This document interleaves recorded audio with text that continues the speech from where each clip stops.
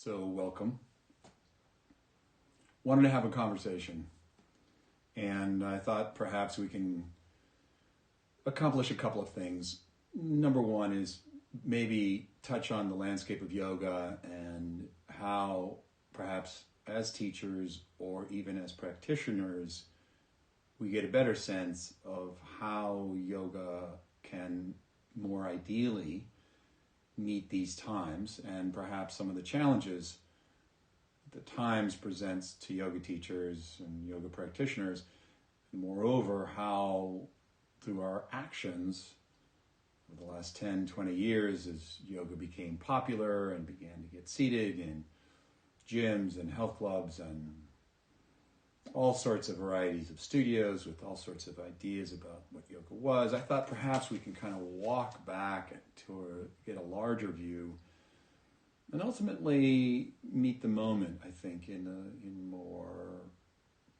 a more strategic way. And when I say strategic, it really speaks to not how, as teachers and practitioners, we can necessarily be more successful, but really how practice can be more meaningful.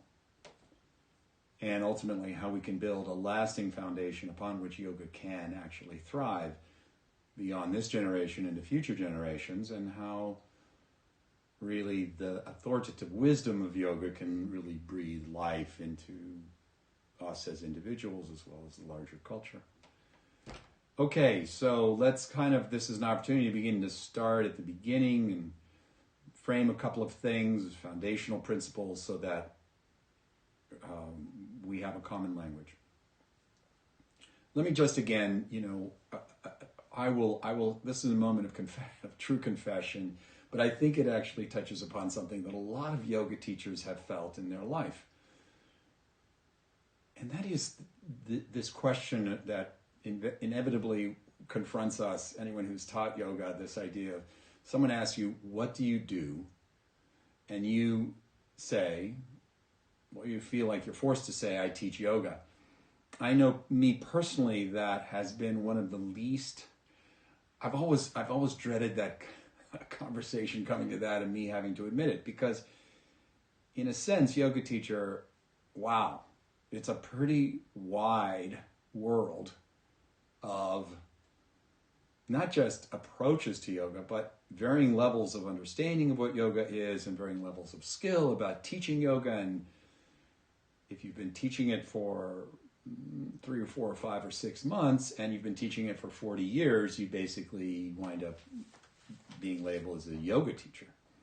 So you have not only different styles, different kind of interpretations of what yoga is, different intentions of what yoga is, and then there's this blanket terminology for the profession as such, or what you do. And, those of us who've tried to separate from this kind of wild potpourri of varying kinds of teachers have come up with this term yoga educator, which somehow I think tries to elevate us out of the morass of confusion that it evolves around yoga and yoga teaching, etc. So are you with me on that? I mean, I think a lot of people feel as I do, and that is that yoga teacher is a weird blanket term for a lot of variations on the theme. And partially it comes about because there's a fundamental distinction to be made. So when we say the word yoga, we are really elucidating on 2 concepts. One is that yoga is something that you do. And so that is, you go to class, and great likelihood of, if you go to a yoga class, you are doing yoga movements that are called asanas classically. And it could be everything from an absolute room that you walk into that's the temperature is 104 degrees and it's a set series of postures, or it's a nonstop flow of postures, to you go to an environment that is practiced by elderly people who are really working on fundamental work with the breath, for example, or very gentle movement. It's all called yoga. Yoga is a means, it's a methodology, It involves a series of practices and techniques and things that you do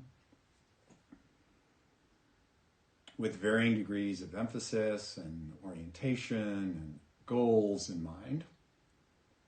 And then there's this other aspect of yoga, which is a little less commonly, it's a refrain or a context that's not used as frequently, which means yoga as a state, as a quality of being.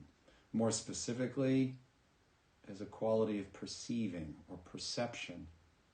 In this context, yoga becomes ultimately the experience of one's own essence, the essential self or essence, experiencing itself.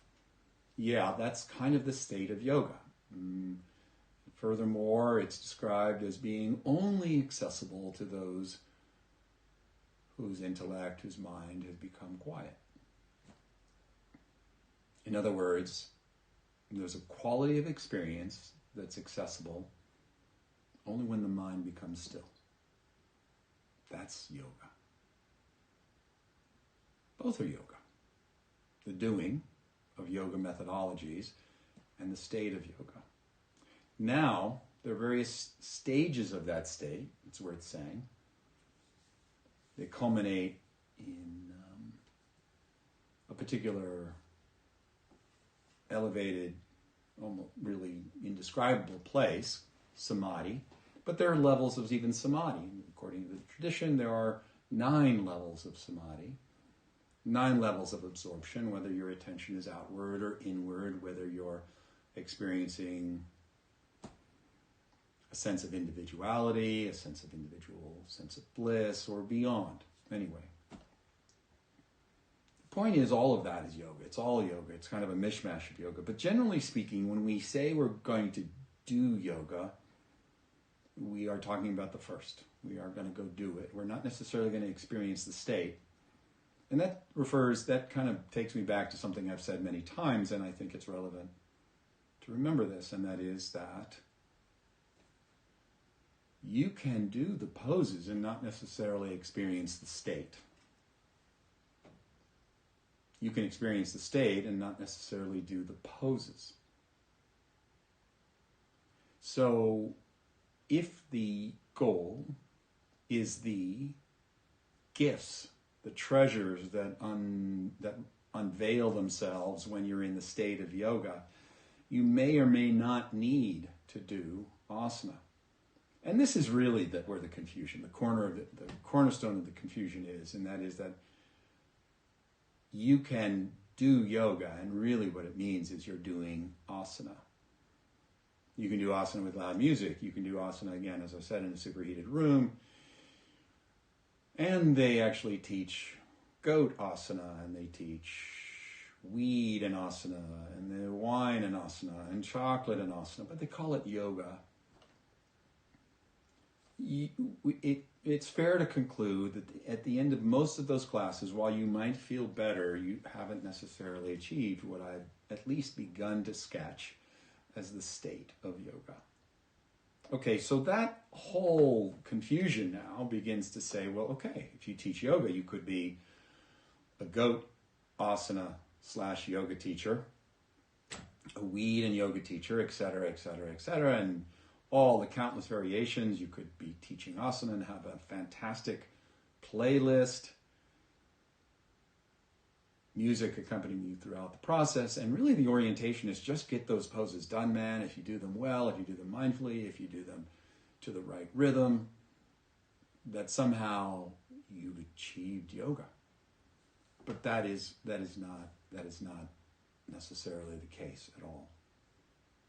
And so that's part of the embarrassment, I don't know, the hesitation that a lot of us have about saying, I'm a yoga teacher.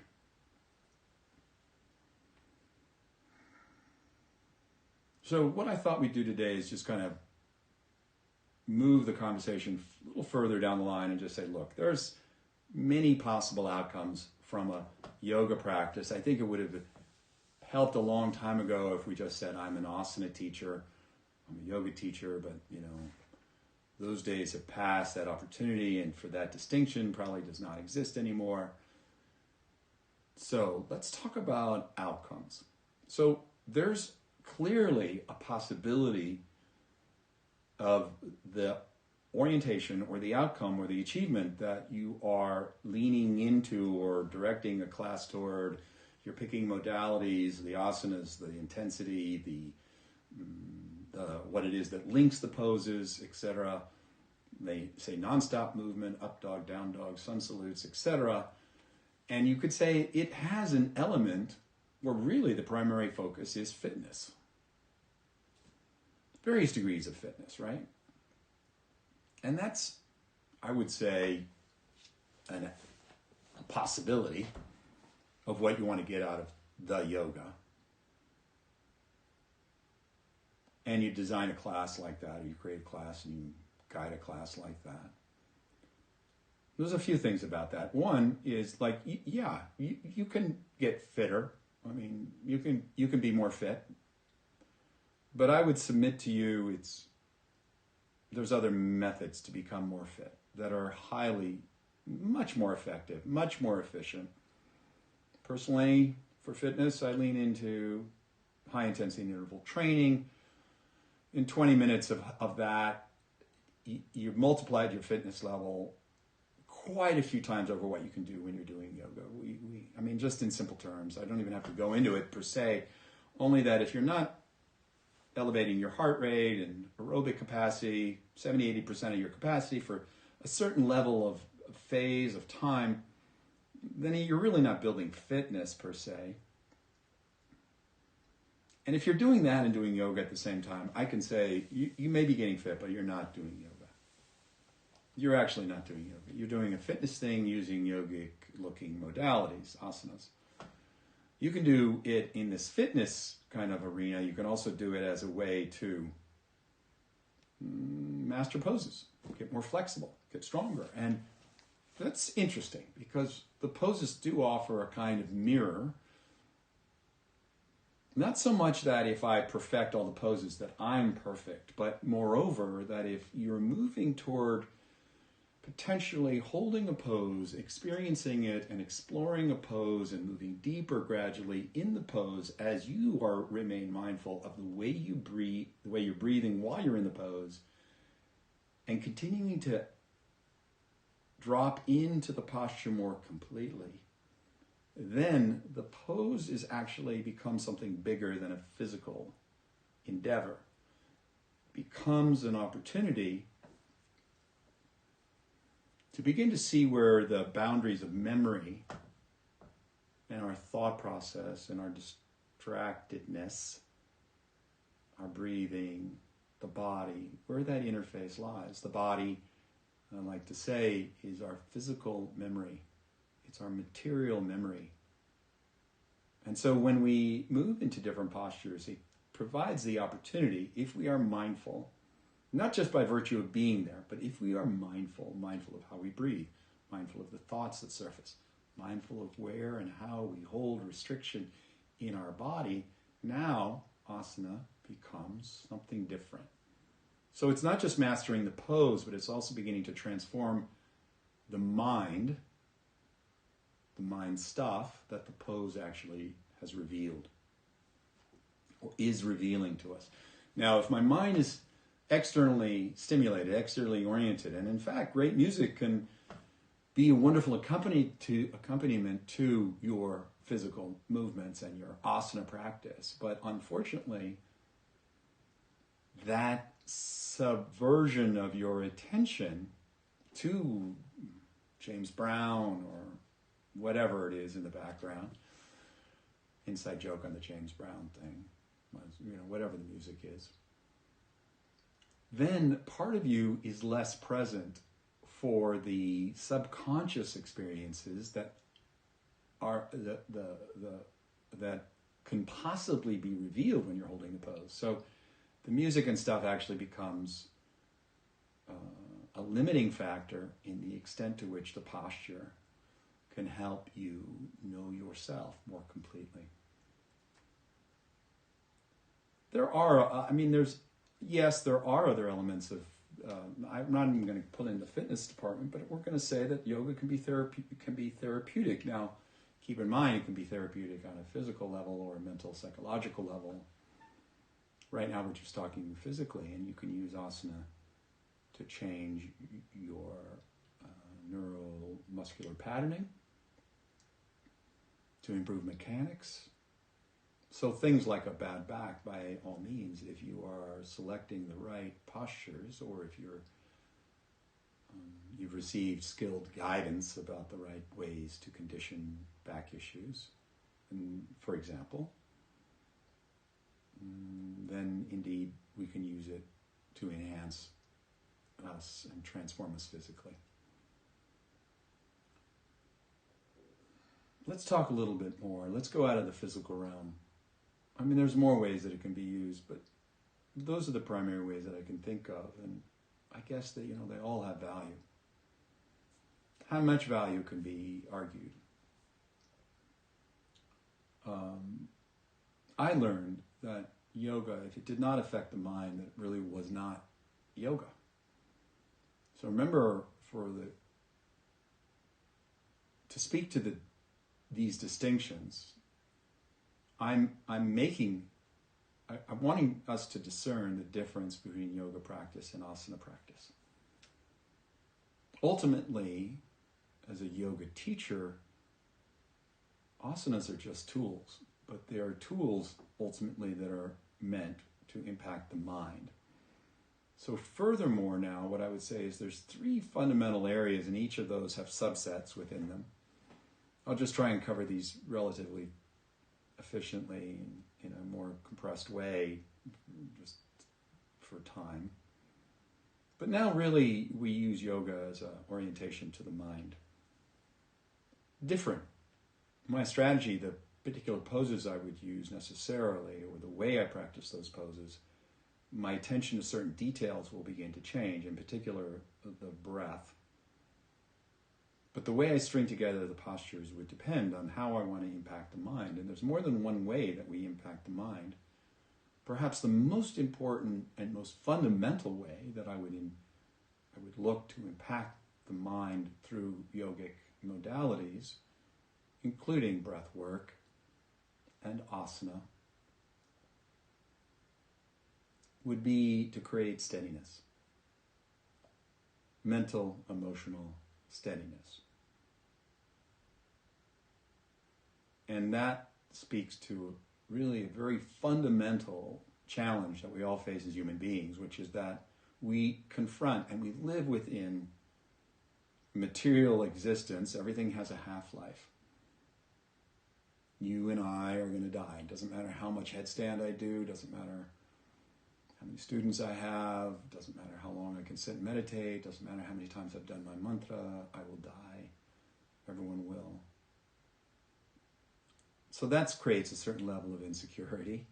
Below the surface, we would rather, of course, not acknowledge it, not necessarily pay attention to it, but we don't want to live with the knowledge that we're going to die all the time. But the reality is that as a result of that presence, even if the knowledge of that is subconscious, we don't acknowledge it, it creates a certain level of fear, and we live with fear. Human beings live with fear.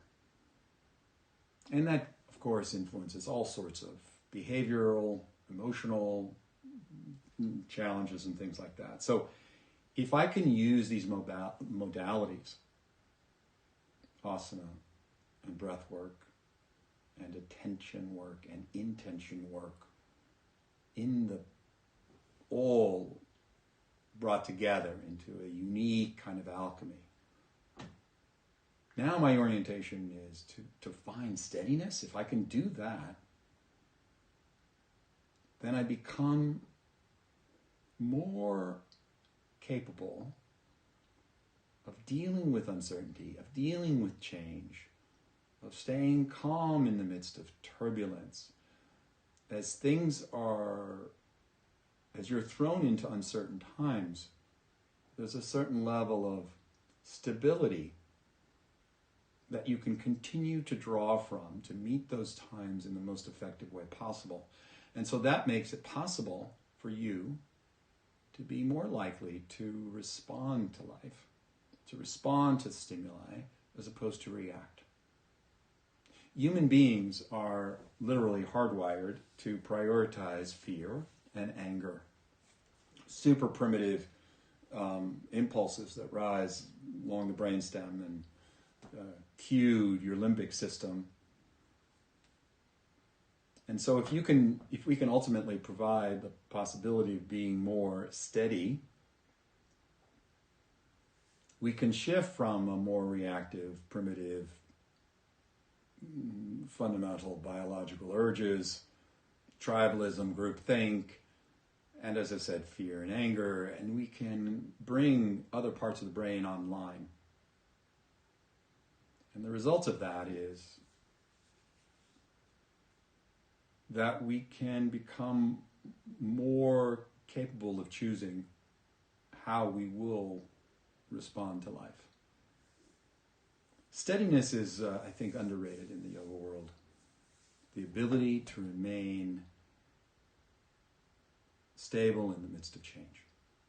And that's a specific orientation. The second orientation, I would say, is to begin once we establish a greater, and by the way, steadiness, this great terminology now that's part of our ongoing broad lexicon, which is this idea of regulation, self-regulation, the ability to self-regulate, to strengthen your homeostatic responsiveness, meaning that when you go out of balance, you can come back to state of balance most easily and most efficiently, which as stress becomes more prolonged and chronic, we become less capable of. So in essence, steadiness helps us elevate our capacity to return to balance. But now there's a second strategy that I'd like to highlight when it comes to the mind, and that relates to beginning to deepen in your experience of what it means to be still.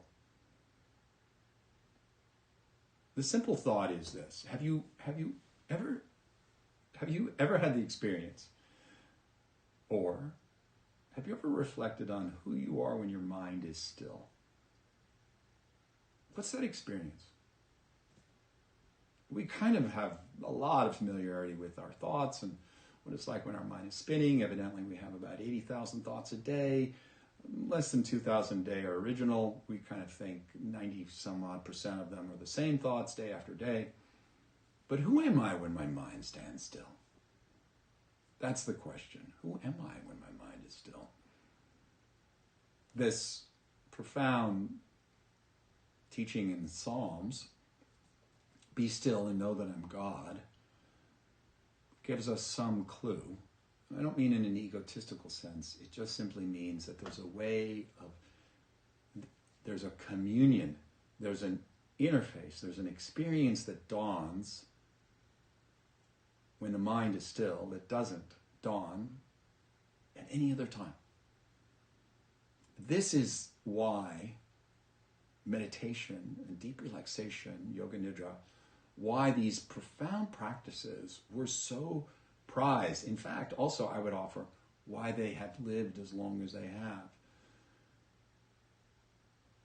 The reason I've practiced yoga as much as I have over the decades, which means basically every day for over 40 years, with very few exceptions, is that I learned early on that when I got quiet, there was some profound experience, sublime experience that I couldn't get to through my rational mind.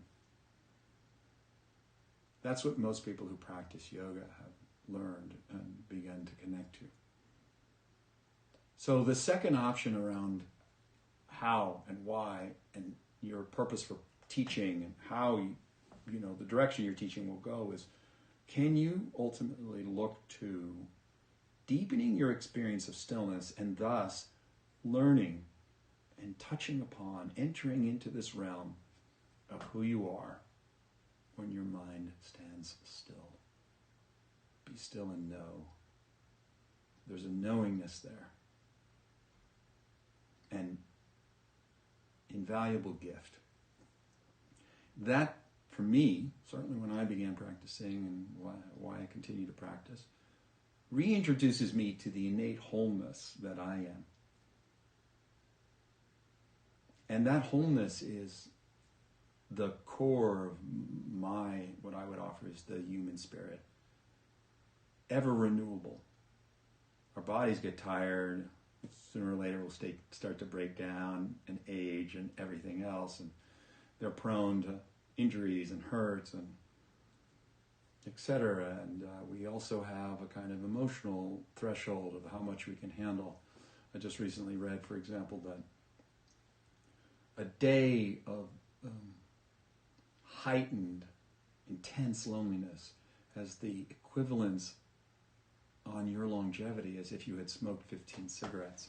So our body is not indefatigable, indestructible, but somehow human spirit is. And so the stillness is an opportunity to enter into that.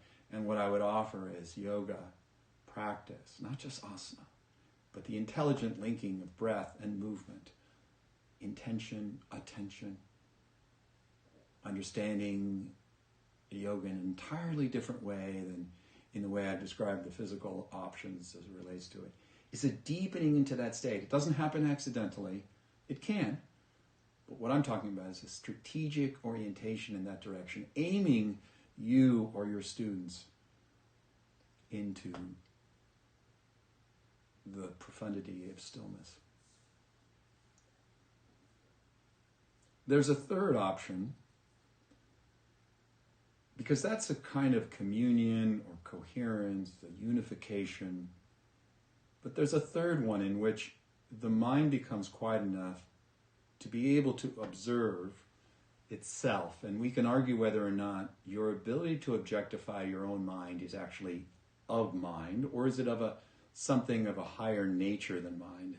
I'm now talking about what's so often described as mindfulness. I'm talking about, it's the idea of awareness. In Sanskrit, it's the concept of buddhi. Buddhi is not, it's like the higher mind. The mind that sees you, observes you, is never impacted by your thoughts, your emotions, which are always changing, is able to objectify the mind. And so that would be a third aspect of practice that's oriented to the mind.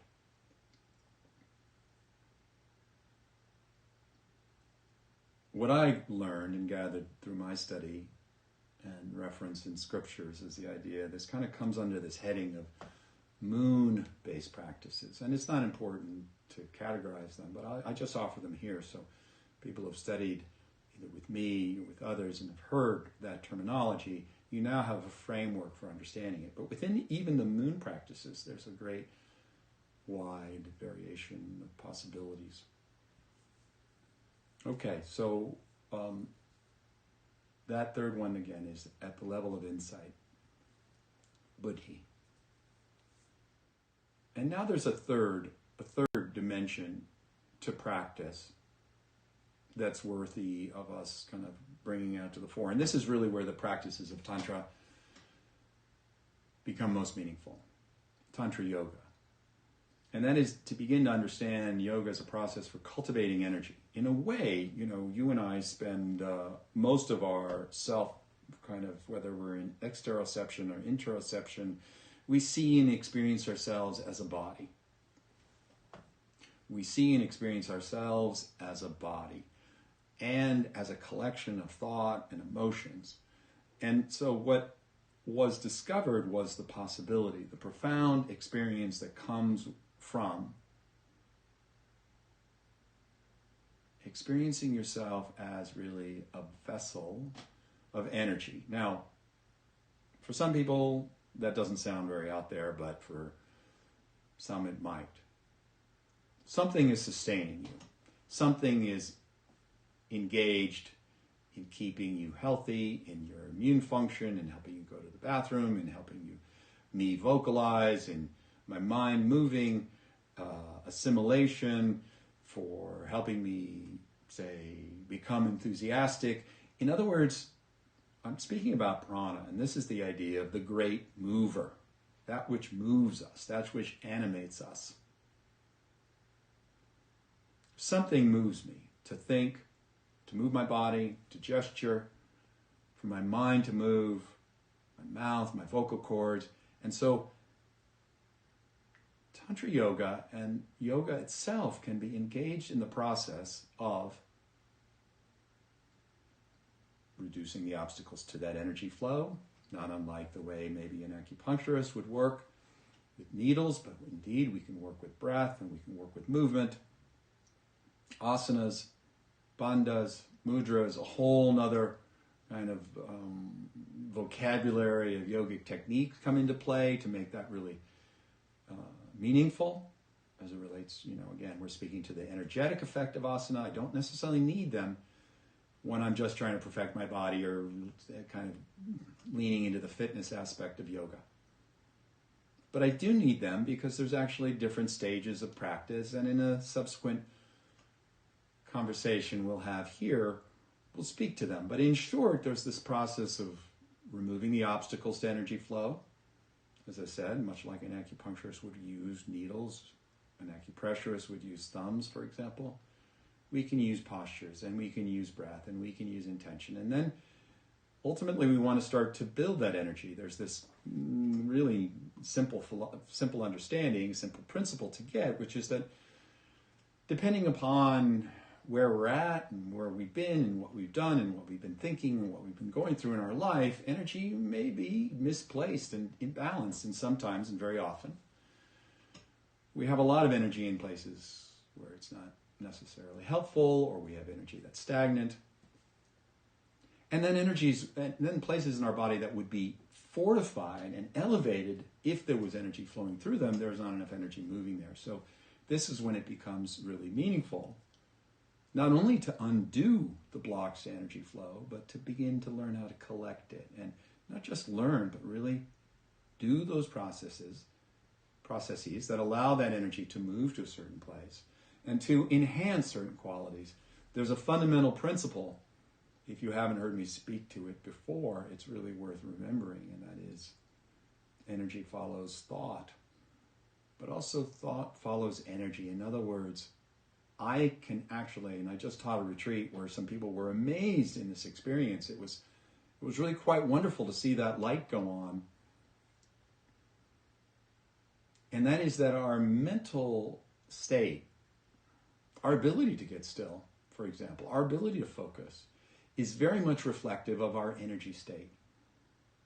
And it may actually be it may be significantly more accessible, shifting your energy so that your mind changes than actually changing your mind. So I can use these shifts of energy, certain poses affecting energy differently. This is something I devote an entire training to, Vinyasa Krama. As much as I want to ensure that teachers understand the principles of right movement and how you sequence effectively to stay safe and efficiently to build toward an apex pose, even more meaningful in the overall scope of teaching is to be able to shape people's energy such that you can move them in a direction towards stillness or confidence or quietude or elevated enthusiasm and inspiration. And really, I can change one's mind by changing one's energy. And just a really brief story, and that is in this last retreat I taught, I spoke to someone after this particular practice that had this kind of very focused intentionality I'm describing. A practice specifically meant to help contain vital force. And as a result of containing vital force, mind responds differently. Anyway, this gentleman said to me, I actually was really quite worried over the last few years. I've really begun to wonder if I had ADHD or ADD. And that practice, I felt more mental clarity and focus than I had felt in maybe ever. This is his language to me, more or less. And I just want to point out that this is someone whom really wasn't expecting the impact to be as significant as it was. And the impact was such that it led to an absolute shift in not only the way they thought, but the way they even believed their own mind functioned. So that speaks to the efficacy and the impact of changing your energy. Okay. Then finally along that line, and I'll just, kind of close out this conversation really to this final dimension of practice. And this final dimension of practice relates to the idea of spirit. Oh, and by the way, that's the second one I just described would come under this category of sun. Again, I'll talk about it more at another time. And this final stage is fire. And again, we can say they're just symbols, but maybe they do mean more. But it's a conversation for another conversation. And in this final stage, as it relates to spirit, and that is that ultimately it's a way of transforming this sense, of dissolving this sense of separateness. There's a distinct set of practices. Many of them come under the heading of Kundalini Yoga, but to be very clear, not Kundalini Yoga the brand, which has existed for about 60, 70 years. Let's see, 60s, what are we in now? Yeah, about 60 years. But Kundalini Yoga has been a practice that's been around for centuries and centuries and centuries, and it's not a specific set of poses. It's a thematic principle of how we dissolve the limitations of our perception, using energy and using mind, and ultimately cultivating a deep, heartfelt connection to our source. Now that gate opens in one of the earlier categories I described, in stillness. But now, with the force, with the elevation in our energetic state, that experience of source or unity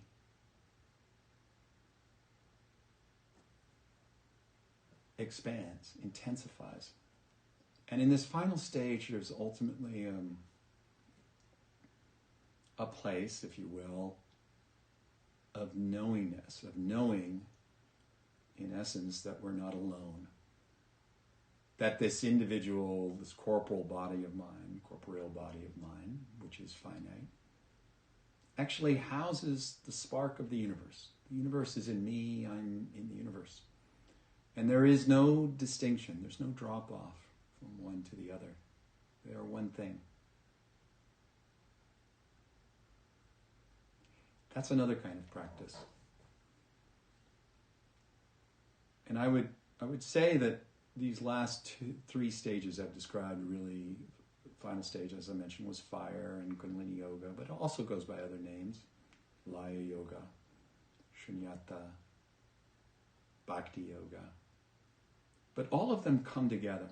All of them come together in that moment. But do you see how complicated it is to say you're a yoga teacher? Because the truth is, these latter stages, these latter three, the intention to directly impact the mind in one of those three areas I described, the cultivation, development, collecting, harnessing of your life force, and finally this ultimate merging with source, require a much higher skill set in the person practicing or the person teaching you that's leading you to those experiences. My hope is that these conversations elevate our understanding of yoga and build a sustainable future for yoga. That we come out of this very limited kind of reductionist concept that yoga is whatever you do. If it looks like yoga, it's yoga. Again, there's a state. The state requires a shift in perception. And whether you lean into the practices that aim to impact the mind, or aim to impact your vital force, or aim to impact you having a direct experience of your source, as I said, it just requires an intentional orientation, skill. So on the part of those who are teaching or who are practicing, not all practices, just because they involve things that look like what we've come to call yoga, which is really, in most cases, just asana, different flavors of asana practice, doesn't mean we're actually doing yoga. So my hope is that you will continue to deepen, evolve your practice. One of the great themes is, continue to practice, continue to learn. Learning is never done. So, to yoga, keep practicing, keep evolving, stay teachable to the end.